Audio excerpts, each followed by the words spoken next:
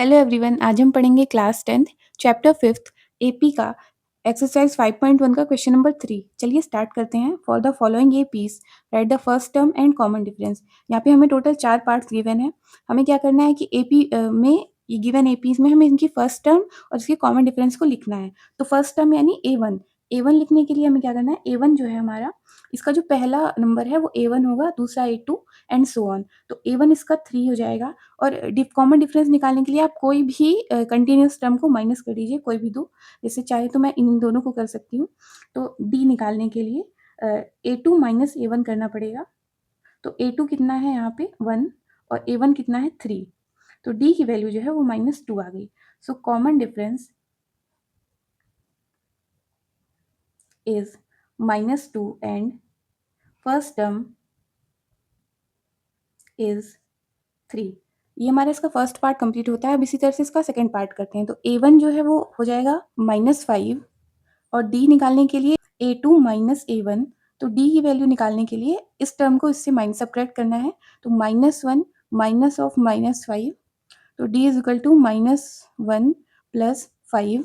तो डी की वैल्यू यहाँ पे आ गई 4। Common difference is, common difference इसका कितना है 4 and first term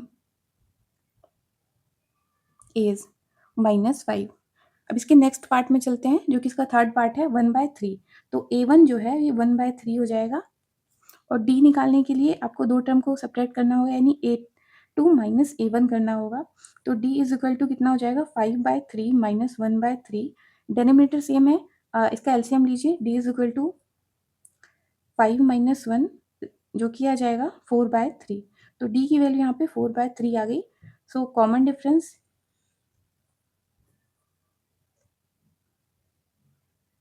is 4/3 and first term is 1/3। अब इसके लास्ट पार्ट में चलते हैं।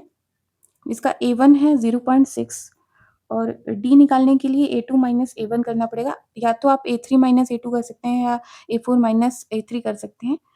सबसे डिफरेंस सेम ही आएगा। अगर ये AP में है तो इसका कॉमन डिफरेंस सेम होता है, ये आपको पता होगा। तो d is equal to a2 कितना है 0.7 माइनस 0.6। तो d निकालिए, इसे सब्ट्रैक्ट करने पे आएगा 0.1। तो कॉमन डिफरेंस आ गया। हमें यहाँ पे लिखना है common difference is 0.1 and first term is 0.6। 1.7 not 0.7। तो 1.7 लेके जब हम इसे सॉल्व करेंगे तो हमारा जो फाइनल आंसर है वो दूसरा डिफरेंट आएगा। तो 1.7 जब इससे हम 0.6 माइनस करेंगे तो जो कॉमन डिफरेंस है वो 1.1 आएगा। मैंने वैल्यू अलग ले ली थी, इसलिए मेरा जो कॉमन डिफरेंस है वो अलग आया। Sorry for that.